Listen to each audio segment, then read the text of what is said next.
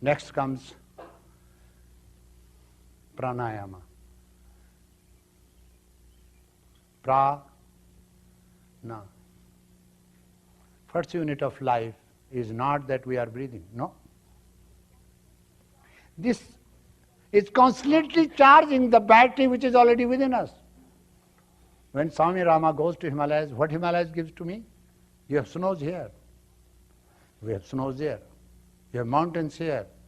We have mountains there. What do I get there? I charge my battery. Huh? First unit of life, this is center of consciousness from where consciousness flows on various degrees and grades. You can study Mundak Upanishad. So far you know that breath alone is called prana. No, that's not true.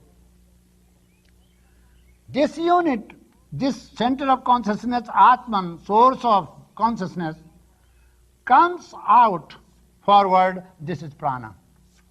When it comes to the manifested world, first unit of life, then it flows on various degrees and grades on many levels. And this is also prana, which is constantly charging it. Here Patanjali is talking about the prana means breathing exercises. You have to know three situations, three things: inhalation, exhalation, and retention. Sometimes you inhale, sometimes you exhale. Between inhalation and exhalation, there is a pause, that is called retention. That is called kumbhaka. Puraka, kumbhaka, rechaka. The teachers will follow this.